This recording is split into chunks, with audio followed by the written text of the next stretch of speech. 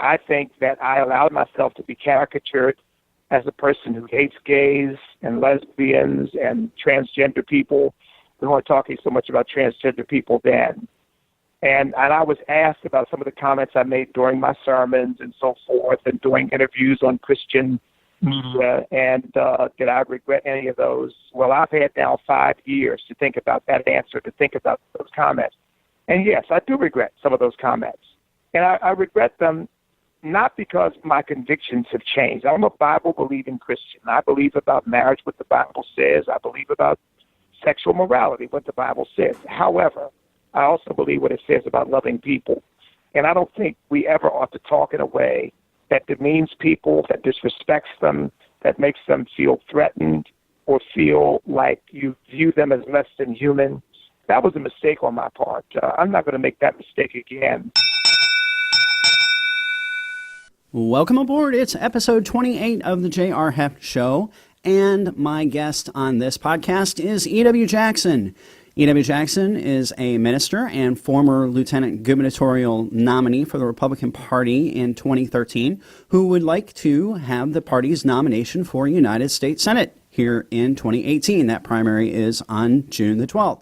And so E.W. and I have a chance to talk about his background and why he's running for office, but also we get into some of his experiences as running for lieutenant governor, some of the lessons learned that he had from that campaign. Really, E.W. is a fantastic person to talk to. Highly, highly accomplished man, not the caricature that you see portrayed in any stretch by especially the left, but even folks on the right like to sometimes make unnecessary characterizations of E.W. Jackson. And so I hope this podcast gives you an opportunity to get to know the man a little bit better, because all three of the candidates, despite some of the rhetoric that you hear on the campaign trail, all three of them are highly accomplished, highly motivated, and really skilled human beings. And so really appreciate having E.W. on the show and have an opportunity to talk about him, his campaign, and where we are going forward. So this will be the last of the U.S.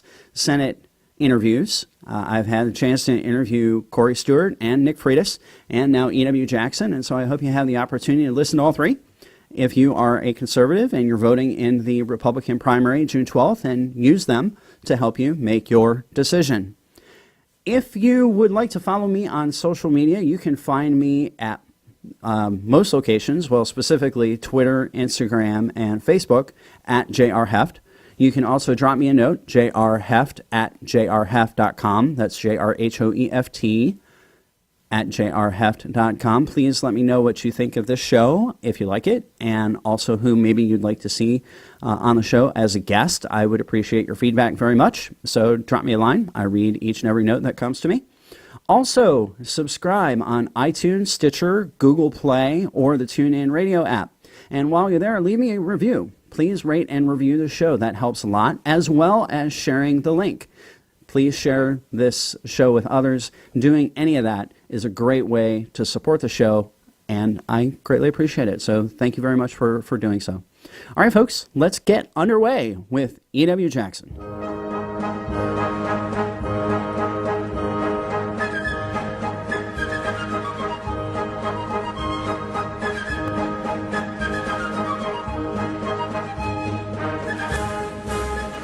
Hi, this is Jim. Hey, E.W. Jackson. How are you, Jim? I'm doing fantastic. E.W., how's life? It's wonderful, wonderful. We're going to win the primary, of course. Absolutely. And I'd expect you to say nothing less. Absolutely. Right. Especially being a Republican nominee for statewide office once around. So there you go. Great having you on the podcast. Thank you so much for being here. Well, thanks for having me. So, let's get right into it. Obviously with that conversation, it's kind of like a continuing conversation. We had you run as a Republican nominee for lieutenant governor in 2013 against then State Senator Ralph Northam, right? And now he's governor. Yes. Yes.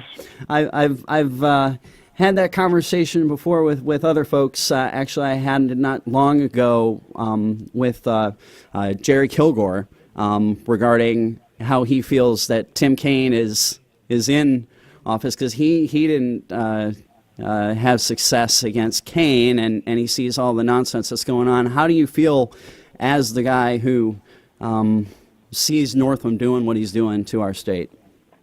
Well, obviously, it doesn't feel good, and I wish we could have taken him out, defeated him at the ballot box. But as you know, we had a lot of issues that were working against us. I mean, the shutdown didn't help. I think the fact that the governor was sidelined certainly did not help. I think the fact that our ticket did not unify the way it should have, because we had a lot of extraneous attacks. I mean, we had the Bowling Cuccinelli feud, and we just a lot of drama going on in that campaign that militated against us. But look, I don't take responsibility for the fact that the ticket lost, obviously, but man, if I had it to do over again, I would certainly do some things differently.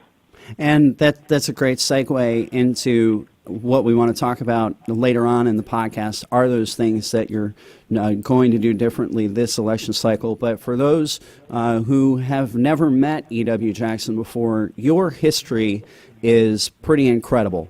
You grew up as a foster child.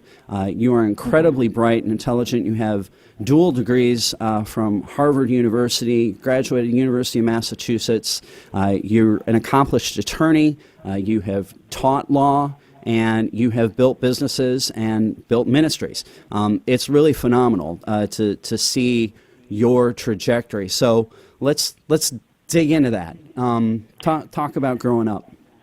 Sure, but let me say, Jim, first of all, I don't have dual degrees from Harvard. I did attend Harvard Divinity School. I did not finish that degree. I finished the law degree, and I say this both tongue in cheek, but there's a serious part to it. I didn't finish Harvard Divinity School because I found it wasn't very divine. The school was even then extremely liberal, and in many ways was antithetical to my biblical beliefs. So that didn't I didn't think that was worth pursuing there. But look, the reality is, I grew up in foster care, and up until the age of 10 years old, I was a street kid. I was committing petty crimes. I was a member of a gang. I was really on my way to a very bad ending that would have landed me either in jail or dead. That's definitely the direction I was going in. And in fact, I have friends who ended up in just that position, in jail or dead, people I hung around with. So that's how serious it was. I got rescued out of that by my dad, who came back into my life in fairly dramatic fashion. I knew who he was, and I visited with him, but I'd never lived with him. He came back into my life and really changed the trajectory of my life in a very dramatic way, because he gave me discipline and direction and a high set of expectations, and would not allow any excuses. And in some ways, I tell people today, I'm not conservative because of the Republican Party or some group told me this is the way you're supposed to think. I'm really conservative because of the values instilled in me by my dad. And my dad was a no-nonsense person who felt like every individual had to take responsibility for your own life.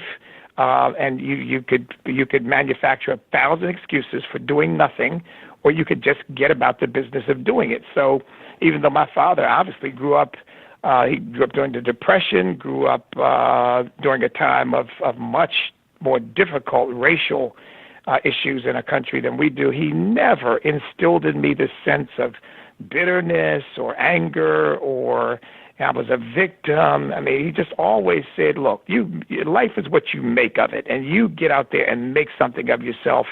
That's my expectation. That's what I want you to do.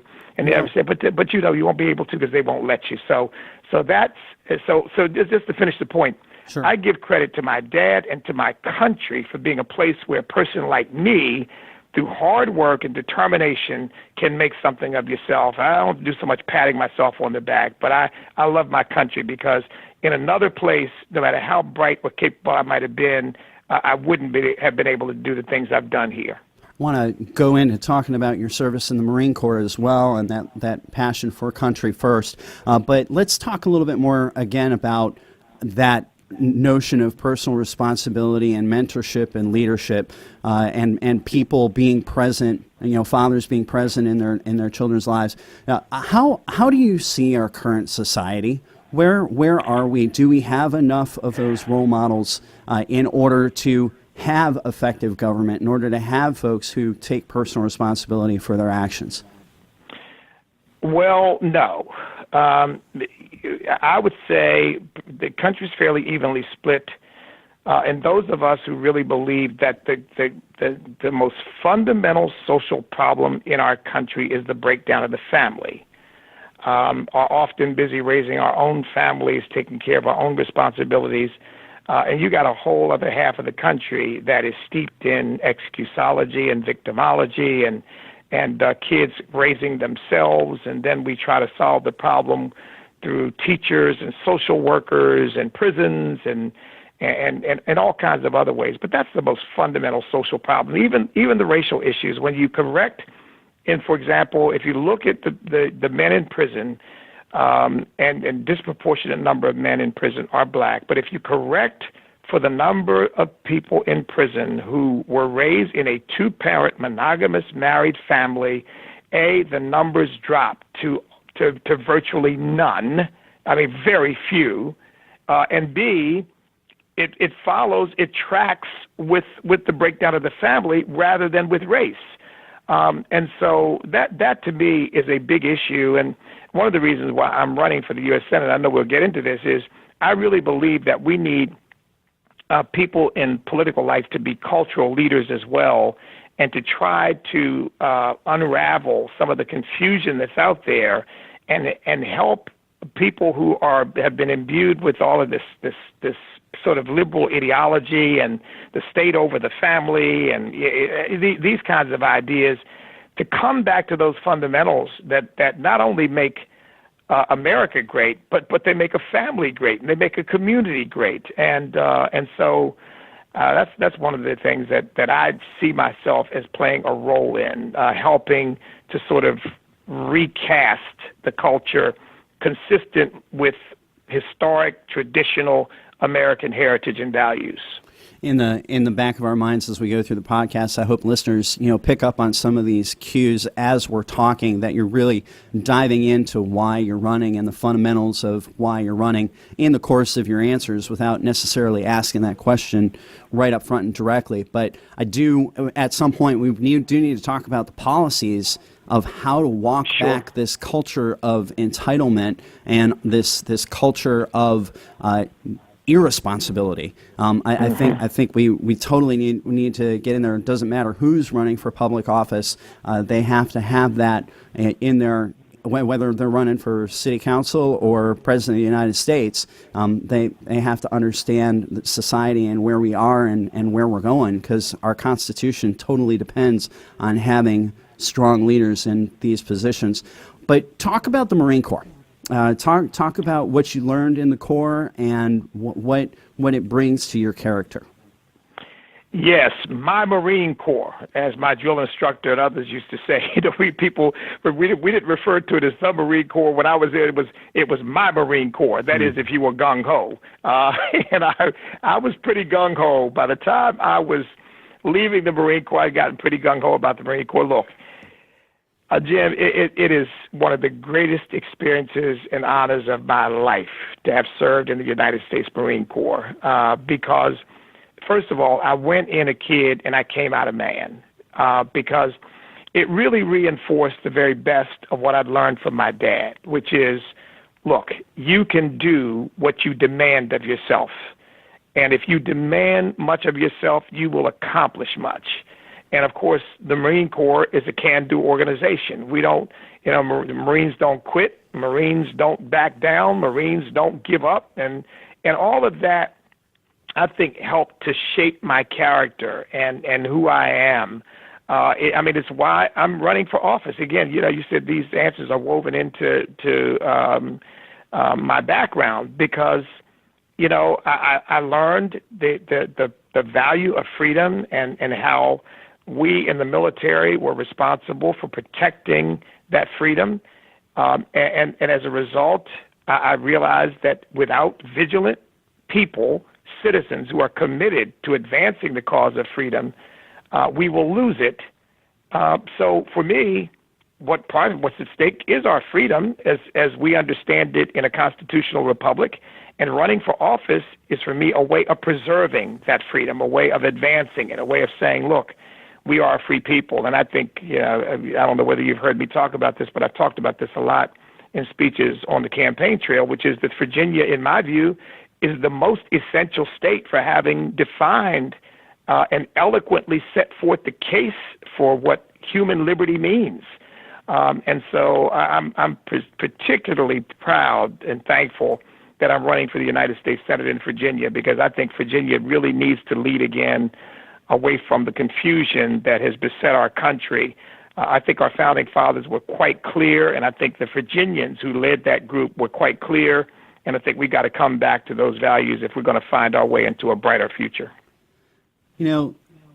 You were instilled with these values as a young man through the foster care, and then through your father being in your life, and then obviously in the Marine Corps, and you end up going to two very liberal universities, University of Massachusetts and Harvard.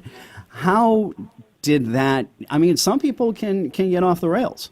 They can go a completely different direction once they attend college. How did you stay grounded in your faith and in these values that were taught to you? Well, first of all, I didn't come to faith in Jesus Christ until I was right in the middle of law school. I didn't know it at that time because I didn't really have an ideological framework as a young man. I was conservative. I just wouldn't have called myself that because I didn't know that that's what my thinking amounted to. And so in college, I heard a lot of very, very liberal stuff. In fact, I used to joke that my professors were mainly communists with a small c. In other words, they weren't card carrying, but they certainly thought like Marxists. And, I would argue with them, but it wasn't, I didn't have a sophisticated understanding of where they were on the political spectrum. I argued mainly because some of the things they said to me just didn't make sense. I never studied economics from a classical perspective. It was all leftist economics about what we needed to do to save the third world and how collectivism and socialism was going to be the answer and all of that. But a lot of it just didn't make sense to me. But I can't say that I was somehow, intellectually developed so that I could cogently argue the case for capitalism. But that did happen in law school after I got saved. To tell you the truth, my spiritual awakening was coupled with a kind of political awakening because it redefined my understanding of my country, the spiritual roots of our country, and how, capitalism, which some people seem to abhor, is a great contributor to human freedom and dignity. Because, again, it is the best system for allowing each individual to pursue his or her God-given talents and abilities to wherever that takes them. And all the other systems, the collectivist systems, really make the individual fit into some kind of machine for what they consider to be the good of all. So the individual is subsumed by the collective. And I just think that always ends, as we know history teaches us, it always ends in genocide and starvation and murder and utter tragedy. If you just look at what's happening in Venezuela right now, there's the proof right before our eyes. So after law school, when I got saved and sort of committed my life to God and began to rethink the country, that's when I started really looking at economics in a more sophisticated way, really looking at the country's political system in a more sophisticated way. You grew up in Pennsylvania. You went to school in Massachusetts. You were in the Marine Corps. You traveled. And then, like your two opponents, you finally found home in Virginia. Talk about that journey to get to the Commonwealth. Yeah, it's interesting, but I've been thinking of coming to Virginia for years because Virginia is where my family comes from. My grandfather was born in Virginia. In fact, Jim, we date our family back, and I think it goes back beyond this, but this is the furthest back I can be certain of my lineage in Virginia, 1798.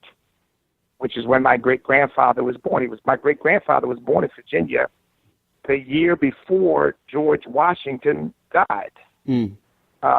And so my great-grandfather and his siblings were raised in Orange County, Virginia. My great-grandfather and great-grandmother were apparently married before the end of slavery and remained married afterwards, lived in Orange County. And I mean, you can find them in the 1880 census. So my roots in Virginia, therefore, go back nearly 2.25 centuries. Mm-hmm. And so I really felt a pull to come here. I really did. And I visited Orange County, for example, many times. And, it's interesting, aside, and your listeners might be interested in hearing this, but it is a mystery, but for some reason, a large number of black people in Orange County, Virginia, took the name Jackson. There was a Jackson Street. There was a Jackson Town. And a lot of them lived in a place called Taylorsville. And I don't know why the name Jackson was so popular. Of course, I have a theory, and it goes back to Stonewall Jackson, but I that's just a theory. I don't have any factual data to back that up. But at any rate, that's where my roots go back to. And so being in Virginia is really a sense of coming full circle and coming home.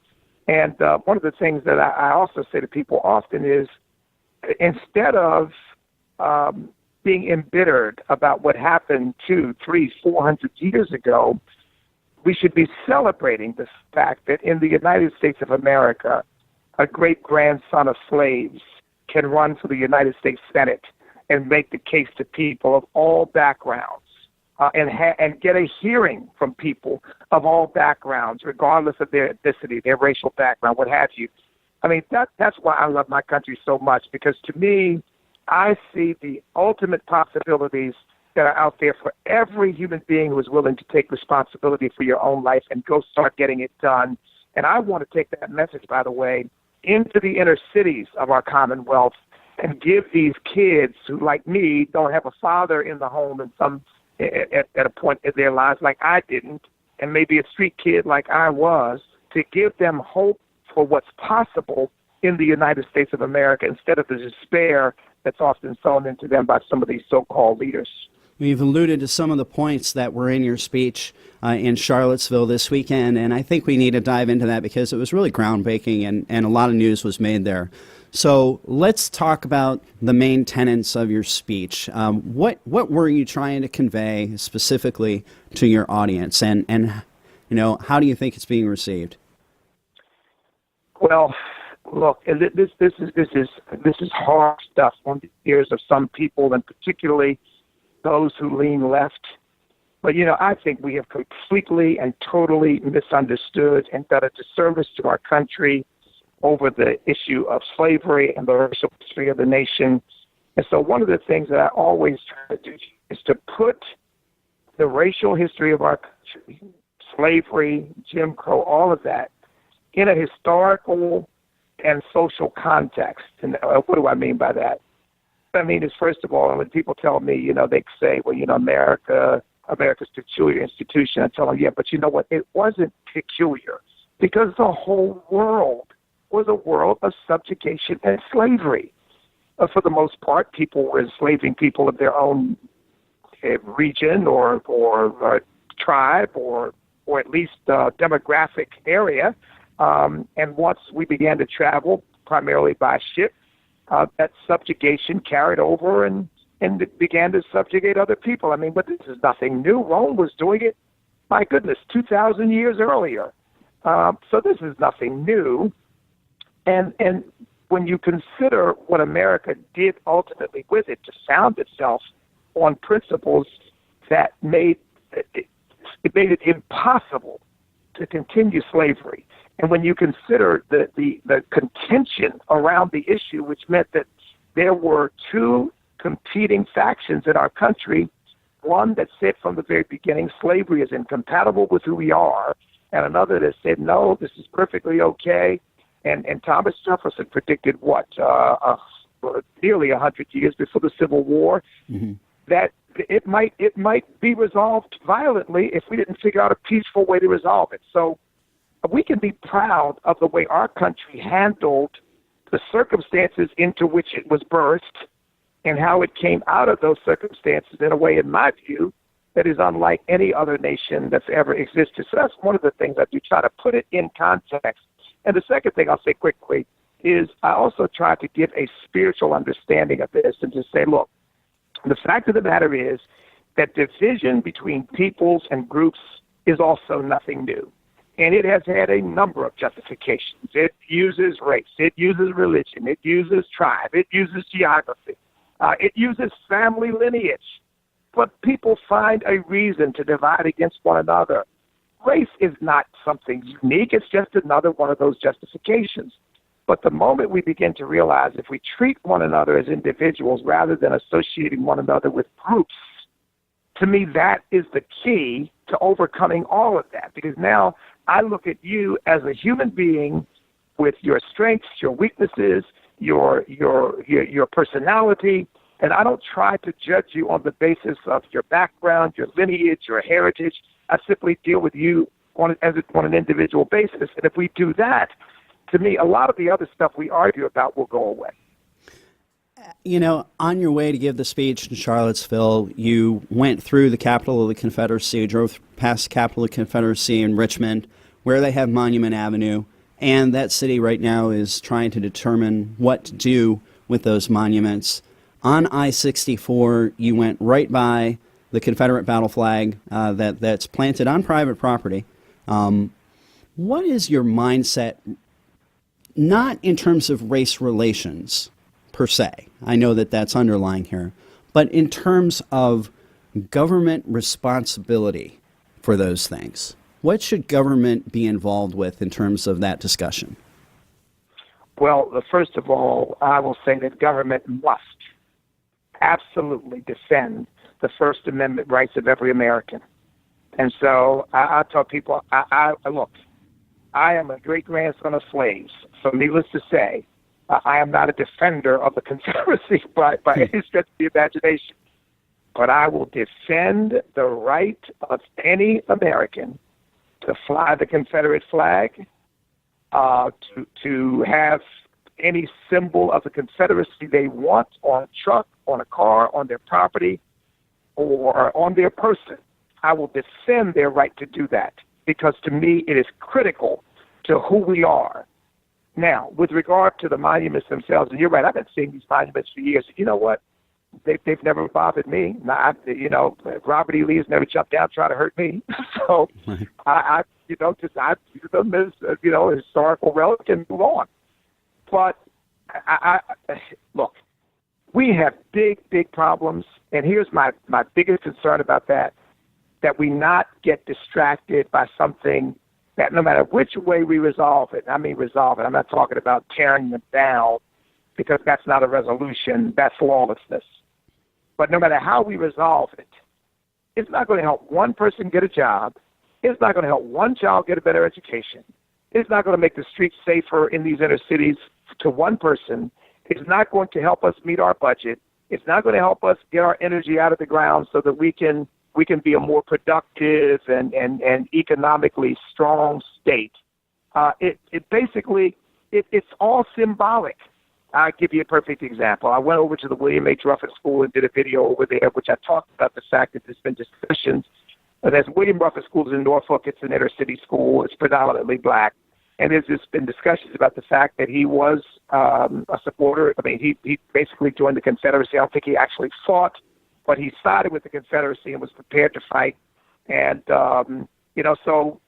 okay. And he was a slaveholder. He was a slave owner. But the school has not been accredited in 6 years. And I say, you want to argue about the name of the school when the children in the school aren't getting an education? Mm-hmm. And so that's my point, Jim. I don't want to argue about the name of the school when the bigger issue for me is let's get these kids educated so that they can experience the best the country has to offer, so they're ready when they finish school. So I want to major on the majors, and to me, that's not a major. Now, I would oppose tearing down the statues.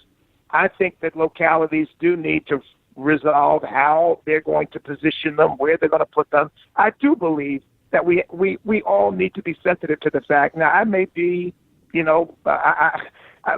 may be an outlier, perhaps. I don't know. But I know that there are black people who are intimidated by Confederate symbols, frightened by them, offended by them. I'm not one of those. I'm just not. I believe that people can, they can enjoy Confederate symbols and they're not racist. It's just part of their heritage, and they don't want to lose that. And I applaud them for it.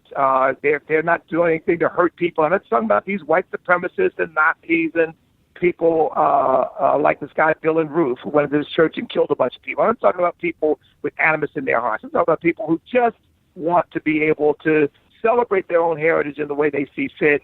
I don't have a problem with it. It doesn't intimidate me or bother me. I see a Confederate flag on a truck. I don't get, worked up and, who is that? But some people do. And what I don't want also is to have conflagrations happening over something that when the dust settles, again, maybe people are hurt, maybe people are killed, but nobody's life is made any better. Well, I'm glad that you brought that up because it segues nicely into, an observation that I've had regarding the politics of race. And it seems to be very much one-sided. I think you ask any conservative, they think that these neo-Nazi fringe groups are absolutely ridiculous. Folks who express xenophobia are absolutely ridiculous. We really don't want them in our party at all. They're really not welcome as conservatives in the party. Yet, it is the left that very much tries to portray all conservatives in that fashion. So you look at the Northam ad that ran last election cycle with the Confederate flag and the Tea Party flag flying outside of a black pickup truck with tinted windows trying to run down, young children of ethnicity. It was horrid, that advertisement. And then I look at what has happened to you personally. As a neighbor of yours here in Chesapeake, I have just applauded your efforts on Martin Luther King Jr. Day to have an event that's inclusive, that tries to bring everybody together to celebrate the life of Dr. King. And it has been the Democratic Party here in Chesapeake which has outright boycotted the event. And so I guess the question is number one, why do you, I have my opinions, but I want to hear your opinion. Why do you think Democrats are doing this? And is there a way to get past it? Well, and you're right. The elites boycott it, but the people show up.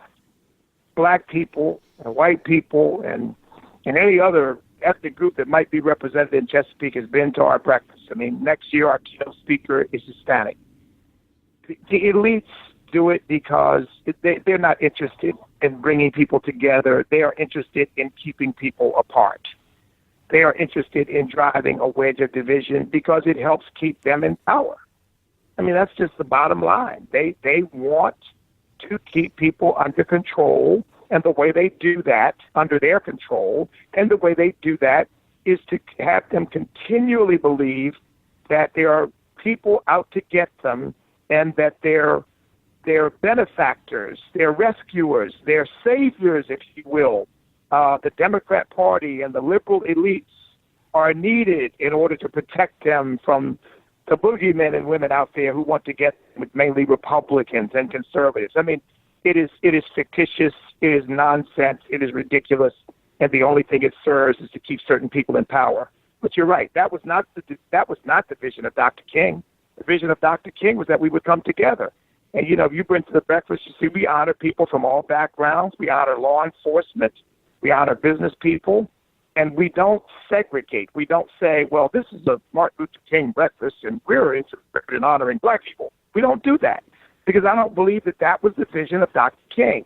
But sadly, for some Democrats and for some elites, even, I must say, for some black ministers who are caught up in that coalition, they are much more interested in perpetrating or promulgating racial division than they are in bringing people together, as Dr. King, I think, would have wanted us to do. So, yeah, I think that's why they do it.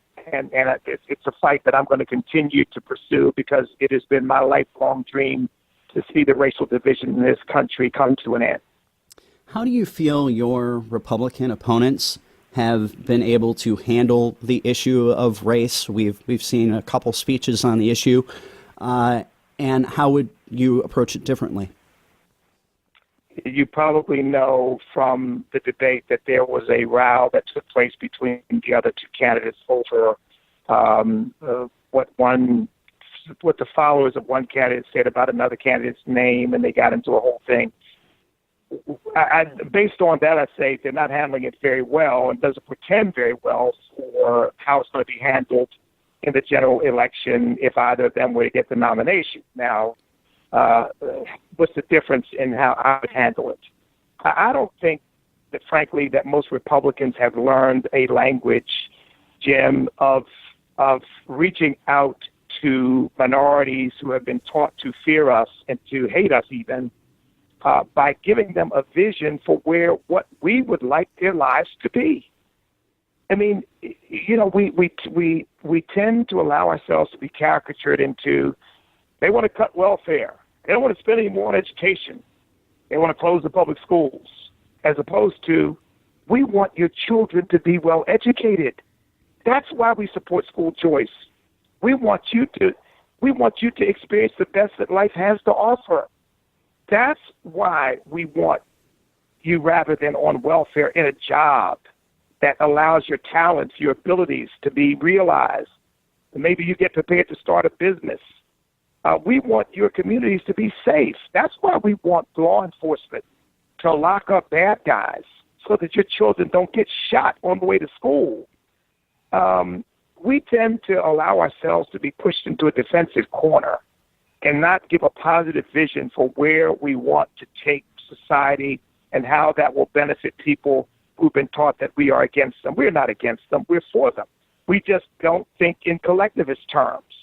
We think in terms of maximizing the potential of the individual, because if you do that, the rest takes care of itself.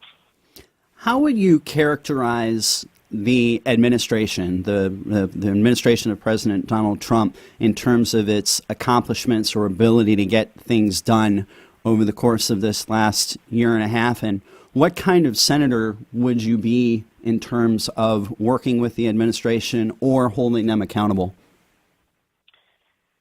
Well, Jim, I think that what the President of the United States, President Donald J. Trump, has been able to accomplish is nothing short of remarkable. I almost want to call it miraculous because it really does border on being miraculous. I mean, to have had for the last 8 years 1.2, 1.3, sometimes maybe up to 1.8 or 2% growth at best, and then to have him come in and you get to 3.3% growth within the first year of his administration, I think that is staggeringly successful. To have him begin to reduce regulations at a breakneck rate. I mean, just allowing the economy to breathe again, seeing the stock market hit record after record, having him open up the Keystone Pipeline. And, I mean, there's just one success for the American people after another, not to mention, since we've been talking about race, the lowest unemployment rate for Black and Hispanic workers since we've been keeping records. I mean, who would have thought that it wouldn't be the first Black president to do that, but Donald J. Trump, the businessman. So, look, as a U.S. Senator, I will be standing right beside this president in accomplishing his agenda because I believe that he has the right one for the country, and I believe it's one that we ought to all support. And I am 100%, 1,000% in favor of the president's agenda. Now, look, that doesn't mean I agree with every tweet. The president has his own style. He has his own way of communicating. I'm my own person. I'm not going to try to be Donald Trump. I think some people make that mistake. I can't. I'm E.W. Jackson. I'm going to be myself, but I'm going to support the president's agenda without equivocation. So you get the nomination and you hit the ground running in mid-June. What does the E.W. Jackson for Senate campaign look like going against Tim Kaine? Well, first of all, let me tell you what it doesn't look like, and then I'll tell you what it looks like. It doesn't look like my lieutenant governor campaign against Ralph Northam, because I think I really did make some strategic mistakes, which I don't intend to make again. And let me just tell you what they are. I think that I allowed myself to be caricatured as a person who hates gays and lesbians and transgender people. We weren't talking so much about transgender people then. And I was asked about some of the comments I made during my sermons and so forth, and doing interviews on Christian media, and did I regret any of those? Well, I've had now 5 years to think about that answer, to think about those comments. And yes, I do regret some of those comments. And I regret them not because my convictions have changed. I'm a Bible-believing Christian. I believe about marriage, what the Bible says. I believe about sexual morality, what the Bible says. However, I also believe what it says about loving people. And I don't think we ever ought to talk in a way that demeans people, that disrespects them, that makes them feel threatened or feel like you view them as less than human. That was a mistake on my part. I'm not going to make that mistake again, because if I'm elected U.S. Senator, I've got to represent gays and lesbians. They're citizens too. In the same way, I've got to represent poor people and wealthy people and black people and white people and Hispanic people.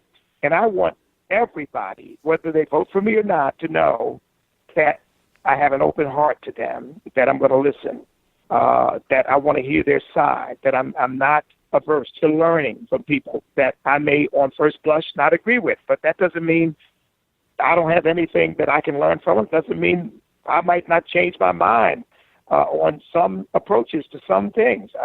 But the important thing is to let people know that they will be respected and that they'll be honored and that they'll be listened to. So that's what my campaign is not going to look like my LG campaign, because I allowed that character to be painted of me, and I'm not going to allow that to happen this time. I'm going to straighten out, I think we already have straightened out some of the lies. I mean, I've never drawn an association between yoga and Satan. That's a myth. And I've never said that, people had the children were disabled because they sinned. I mean, those are just lies that were just made up to hurt me. And perhaps because of other caricatures that were made, it was more easy to believe those lies. I will straighten that out. Now, let me tell you what the campaign will look like. I will go at Tim Kaine with all guns blazing, because I think that Tim Kaine has utterly failed the people of Virginia.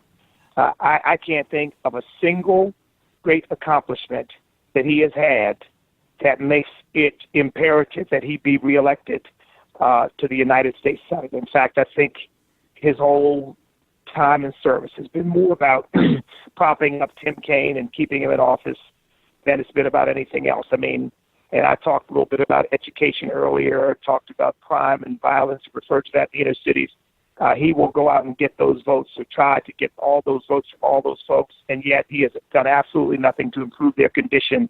He has fought the president, who has been improving the economy, and Virginians have been benefited. He has fought the president tooth and nail on it.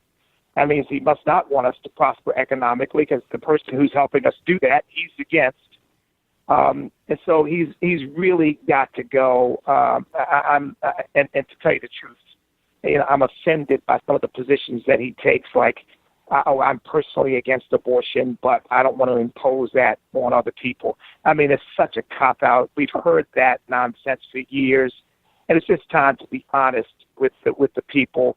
You're pro-abortion, period. I mean, we know you are. You know you are. Stop trying to nuance it so that you kind of satisfy both sides. I don't have any respect for that. I am pro-life, and I don't apologize for that. I'm going to do everything in my power to save babies. I respect women, and I know those choices are difficult, but I believe those babies' lives are sacred, and we'll do everything we can to save their lives. I'm not talking about putting women in jail or anything like that, but I think that we ought to continue to move in the direction of life and not death. So my campaign is going to be a positive vision for where we want people to where we want the Commonwealth to go for the benefit of its people. It's going to be a hard campaign against Tim Kaine to point out his deficits and the fact that he's really, in my view, done nothing to help the people of Virginia. And I'm going to go after the black vote with every fiber of my being, because I'm tired of seeing them exploited and held down and kept back by a bunch of policies that have nothing to do with prospering them and have everything to do with controlling them and keeping them in the Democrat stable, if you will. I am planning to do everything in my power to have them make an historic break with the Democrat Party and come over and vote for me. EW, thanks so much for being on the podcast tonight, but I got two real quick questions I hope to ask you before I let you go.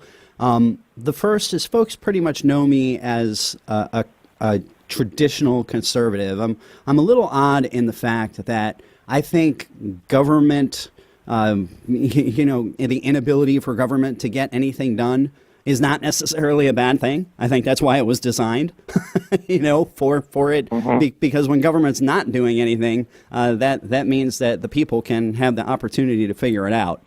So that being said, I don't see anything written in the Constitution about the Senate cloture rule. And I guess my question is, that seems to have stopped a lot of great legislation from happening with Republicans holding all the reins of power. What is your thought on how to handle the cloture rule in the Senate? We need to do away with it because, to tell you the truth, Jim, it's already done away with. If Democrats ever take control of the Senate again, you better believe they will do away with it in a heartbeat. Why Mitch McConnell doesn't do that is beyond me. Some sort of theoretical commitment to the institution leaves me cold. I think the commitment ought to be to the American people, to the Constitution of the United States, and he ought to do what he can to move forward an agenda that is going to serve the American people. So I think it ought to be done away with, and I think Mitch McConnell has done a disservice to the American people by not providing that leadership. The upper body is the deliberative body, supposedly. You have 6 years to make a difference and make big accomplishments. What do you want to see as your primary accomplishment in those 6 years? Oh, wow. That's going to change, obviously, once I get there, depending upon the circumstances. But I can tell you one thing. I want to see, one of the things I'm going to file when I become a United States Senator is a resolution. Now, this is not a law because you don't want to impose this on states, but a resolution declaring that I'd like the president to sign, declaring September Celebrate American History Month. Because I really believe, Jim, that a lot of our problems are the result of the fact that we are not teaching history to our children, or that we're teaching them a bastardized version of it, which is a polemic against the country, rather than teaching the nobility and the strength and the power of the ideas upon which the country was based, and that our success is not an accident, that it's not based upon exploitation of other people, it's not based upon having stolen this and stolen that. It's based upon superior ideas. And I think we need to come back to celebrating those ideas, teaching those ideas to our children. I think, frankly, therein lies the future of our republic, because there are people who are teaching the opposite. And they want, I think a majority of millennials today think socialism is superior to capitalism. I mean, come on. When they're following Bernie Sanders, we've got a problem.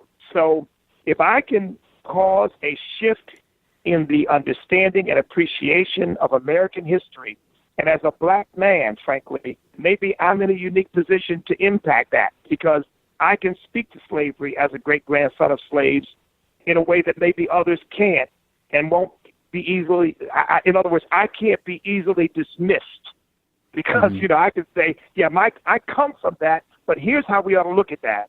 And so that would be one great accomplishment. I'll tell you another real quick, to vastly limit the power of any special counsel so that we never run the risk of the kind of crisis we would have if Robert Mueller is able to bring a situation that causes the impeachment and even worse, the conviction of President Trump, because I fear for my country if that were to happen.